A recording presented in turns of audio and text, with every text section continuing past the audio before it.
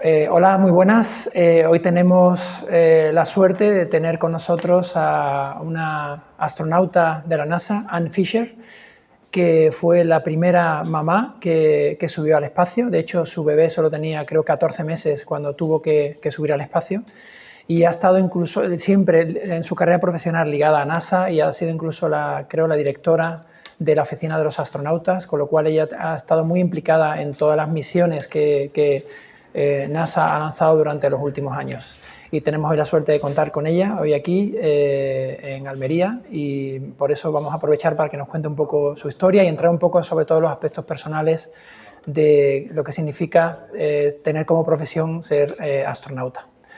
Hello, Anne. It's a pleasure to have you with us, and the goal of having you today is to send a message to our students, to our kids and young women to have bold careers and to dedicate their lives to do something really big by knowing your example. So to start with, I would like to know how was your childhood? What did you study? Where did you were born? Well, Juan, thank you so much. It's a real pleasure for me to be here in Almería for Astronomy Week, and I love having an opportunity to talk to young folks. I had somewhat of an unusual childhood. My father was in the military, and we moved very, very frequently. When I was in 8th grade, we wound up settling in San Pedro. My father retired. 8th grade, which is when I was 13, was my 13th school that I went to. So I learned to adapt very much. I was very shy. I would have to say I was very much a classic nerd. I loved to read. I loved doing my math homework, and so the thought of going into space had not really occurred to me as a child, because the career of being an astronaut didn't even exist when I was little. So, but when we were stationed in Kentucky, that was when Alan Shepard launched, the first American man to launch into space, a suborbital flight, May 5th, 1961. I was 12 years old, and as I listened to him talking to Mission Control, I said, that's what I want to do someday. Of course, it didn't seem like a very realistic goal at that time. The career of astronaut had just started. The Mercury 7 had just been selected, and they were all male. They were all test pilots. Women were not even allowed to serve in the military and to fly high-performance aircraft, so that career path wasn't even available to a woman. So, but it didn't seem, so it wasn't a realistic goal, but the seed was planted, and I knew that if I had the opportunity, that's what I wanted to do. Wow, that's fantastic. So, in the end, you set that goal, and how was the process to become? Well, the process, today it's much easier, at least in the United States. If you want to be an astronaut, you can look at the career path that other astronauts have followed. But then it wasn't really something that you could really plan for, certainly not for a female. So my pathway was, I went to San Pedro High School, which is in the Los Angeles area, which was really nice for me to be in one place and have friends that I didn't have to change every year. And then I applied to the University of California, Los Angeles, UCLA. Was very fortunate to get in. And I started out studying math, but I wasn't really sure how I was going to use math. That was back before all the computer technology we have today. So I wound up going into chemistry, got my Bachelor of Science in Chemistry from UCLA. Really enjoyed doing that, but also thought I really want to combine my love of math and science with working with people. Decided to go to medical school, and was very fortunate to get into UCLA Medical School. And as I finished my training, by just a very serendipitous chance conversation, having lunch with one of my classmates who mentioned that NASA was looking for astronauts for this new space shuttle program. I looked at the requirements, I had them, and I didn't even think about it. We wrote to NASA, got the application. That took about a month. There's no internet, so they had to mail the application. You had to get your transcripts, your letters of recommendation, etc. So it took about a month. So I got my application in the day before the deadline. 6 weeks later, I was in Houston interviewing for the job that I always wanted. And in January of 1978, I found out I was in the first group of astronauts selected for the space shuttle. 35 of us, 15 pilots, 20 mission specialists, and the first 6 women. So it was my dream since I was 12 years old, but I had pretty much given up that that was going to happen. And so I always tell young children, don't give up. Yeah, and you went to space just after having your first baby, right? Yes, I was called into the director of flight crew operation, who makes the crew assignments, office 2 weeks before I delivered Kristen, and he said he was interested in assigning me to this flight, and what did I think? And I said, no problem, send me in, coach. And so 2 weeks later on a Friday, Kristen was born in the morning, and Monday morning, I was at the pilots meeting at 8 o'clock, just not because I was trying to prove something. I just wanted everyone to know that even though I had just had a baby, there was no way that I was not going to honor my commitment both to NASA and to myself, my dream. And so I don't recommend it as the easiest way to do things, but at the same time, I was doing the 2 things I love most. I love being an astronaut, I love being a mom, and I was very fortunate. Had help from a young lady who helped me, and my mom came towards the end and helped out. So it all worked out, but it was definitely a challenging 14 months. Yeah, and how was being there, your first time there in space? Oh, going into space, it's, there's some things that words are just not adequate, but it's just the most beautiful thing you can imagine, looking at this beautiful planet of ours as you're floating, looking out the window, looking at the daytime views that are amazing, and then the nighttime views are just spectacular. And then if you look back into the vast blackness of space, you realize very quickly that, at least for the foreseeable future, this is the only planet we're going to live on. 2 things come to mind. You don't see borders. Like when you look at a map, you see the borders of the countries. Those exist in people's minds and in politicians' minds. It doesn't exist naturally. And so you really begin to feel more like you're from planet Earth than from whichever country you come from. And then I know I'm trivializing history here, but it really does make all of our conflicts here seem somewhat petty. You only, if you're very lucky, you'll get maybe 100 years on this planet. And to waste even a small part of it in people's lives fighting, just looking at the planet from space makes you realize how sad it is that we all can't learn to get along together, take care of each other, and take care of this planet that's so amazing and beautiful. Yeah, that's great. Yeah. In fact, this is something that I have thought in the past, that I hope that we are going to evolve as a species, and in the future, I'm sure we will have one country, Earth. This is something that I am pretty sure it will happen. I don't know when. And in talking about optimism, I guess that to be an astronaut, it's impossible to be a pessimist, right? Because you can think that anything can happen and everything will happen.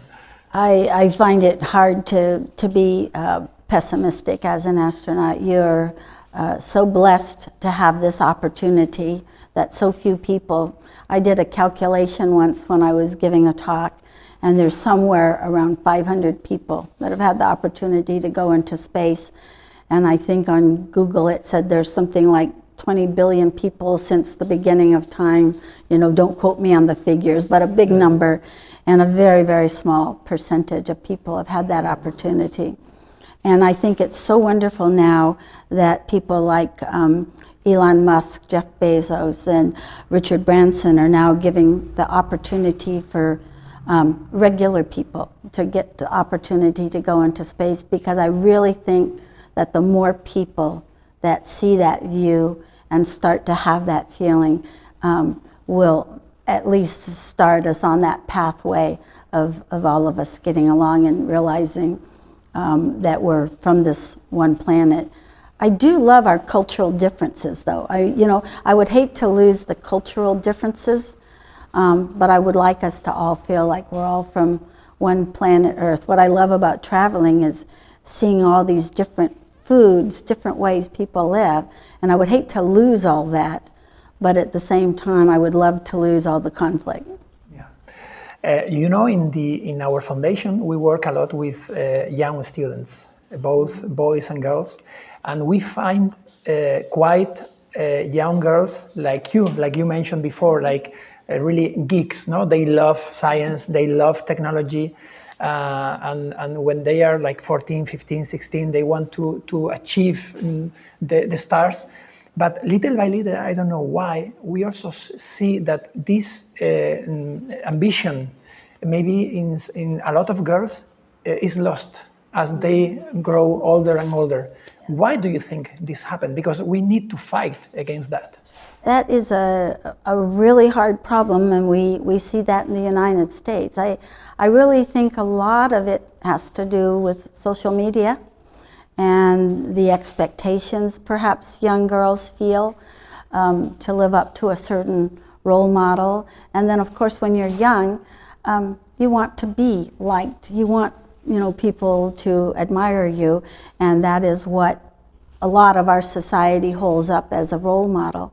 So hopefully as more and more women are in positions of being astronauts, being professors in universities and all these very difficult different jobs, pilots. I mean, one of the new class of astronauts in the United States, Nicole Mann, flies F-18s in combat, has a baby, and is doing all these amazing things. And so maybe as they see more and more people having very rewarding careers, maybe more and more young girls will not lose that spark and that love of science and math. But it's still hard. I'm on a board at UCLA where we talk about the math department wants. They try very hard to get women to go into math, and still they have a hard time. So I think it's just something we have to really work at while girls are young, to encourage them to follow those pathways. Mm-hmm. And listen, imagine people listening to you today and saying, oh, I would love to be an astronaut too. What do they have to do? What is, because you said before that they didn't have, you didn't have any path to follow, but now I guess that things are maybe more structured. What do they have to do? Well, there's a couple ways now that you can become an astronaut. Unfortunately, first you have to be in a country that has a space program. Unfortunately, at least now, that may change. But I don't think the requirements, for example, to be an astronaut in the United States is that different from being an ESA astronaut, yeah. For example. There's two pathways, really. You can become a pilot, and certainly in the United States and in Russia, and I think even in the European Space Agency, the easiest way is to join the military. That's the best and the easiest way to get the requirements. And then in the United States, they still would like you to go be a test pilot. So that's one pathway, and that's pretty well defined. The other pathway is to become a mission specialist, which is what I am. And you can really pick any area. Right at the moment, it still probably needs to be science, a STEM field, engineering, something like that. Do really well. Probably best to get an advanced degree still at this stage, because it's still very competitive. So that would be the other pathway. And when you're doing that, do things like perhaps showing, like get a private pilot license, scuba diving. That I was a scuba diver before, and I was taking pilot lessons when I was selected. But now, I like to tell young people there's a third way to go into space, and that is to become an Elon Musk or a Jeff Bezos, someone like that. Pick any area you like, become an entrepreneur, make a lot of money, and then you can go into space and perhaps then help other people go into space. But I'm sure over the next 50 years or so, space has become much more accessible to people financially as well. Just like everything else, it always starts out very expensive, and then the price generally comes down. I have no doubt that that will happen. I just don't know exactly how rapidly. But before I used to always just say the two pathways. Now I've added the third: become an entrepreneur, make a lot of money, and you can write your own ticket into space. Very good. And talking about Elon Musk, what do you think about going to Mars and establishing our species there? You know, when Elon Musk first announced the things he was going to do, I was very skeptical. I certainly would never have bet that he was going to have the success he has enjoyed. But I would not underestimate Elon Musk anymore. I did that once, but it won't happen again. I have no doubt that he is determined to go to Mars. You know, there are people who talk about, much like in the American West, when you went west, it was so difficult to come back that you probably were going and not going to come back to wherever you came from. And so, you know, there are people who talk about doing a one-way mission to Mars, and I am sure there are people who would volunteer to do that. I'm sure NASA would not do something like that. If NASA is going to send people to Mars, they're going to be determined to have a way back. And so I have no doubt that we're going to Mars. It's really just a matter of when and how, and is it going to be a government program? Will these entrepreneurs like Elon Musk and Jeff Bezos do that? But I have no doubt we're going to do that. And so among the young people that'll be watching this could be the first man or woman who's going to be setting foot on the planet Mars. And I would be willing to bet that when we do send people to Mars, it'll be an international crew. Won't just be one country. It would be my guess. Yeah, I agree. Okay, so my last question for you, Anna, is what would you say to your children, your grandchildren, or all the students are listening to you in order what would be your advice for their careers, your 2-3 advices in order to have a successful and bold career in the future? You know, the main thing that I tell young people is to find something you're passionate about. Whether it's, you know, and stepping back now, of course, I love science and math, but whatever it is that you're passionate about. For example, my older daughter, from the time she was 12, wanted to be a broadcast journalist, and she never deviated from that, and she loves that. So the first thing is to find something that you're passionate about, that you're going to love. Particularly if you want to be an astronaut, because it's still very difficult. You don't want to pick a career just because you want to get picked to be an astronaut. You're going to spend your entire life doing whatever that is. So find something that you love. Do it well. Do it to the best of your ability, and enjoy the process. Sometimes people get so focused. I even can say that of myself when I was younger, that I focused so much on where I was trying to go that maybe sometimes I didn't enjoy the process. And it's only in looking back that I realized that even those hard nights I spent learning to be a doctor, which I thought were just terrible at the time, in retrospect I realized how much I grew from that experience. So really enjoy and don't give up. The first time I applied to medical school, I was not accepted. I made my decision to go to medical school very late, and I was on the waiting list. And as a result, I spent a year doing graduate work in chemistry. It turned out that that year was very beneficial to my getting selected for the astronaut program. So, you know, don't let a setback get you down to where you don't just pursue your dream. For example, another one, if you want to be an astronaut and you wind up getting medically disqualified, there's many wonderful careers. Being an engineer, being one of the flight controllers, being a scientist in your area, being a flight director. There's lots of ways if space is what you want. And I'm sure that's true in other careers as well. There's other ways to satisfy what you want. Just don't give up. Persevere no matter what. Okay, so it has been really great. Thank you very much for your time. It's an honor to have you here with us and to have spent some of your time to be with us, with our foundation. And I hope that the people who have been listening to you will have you as one of our heroes, because we need our children to have heroes to follow their path, and you definitely are one of them. Thank you very much, Ana. Thank you so much, and don't forget, Pedro Duque is from Spain. You have your own astronaut there. Yeah, exactly. Okay. Yeah, thank you so much. Thank you.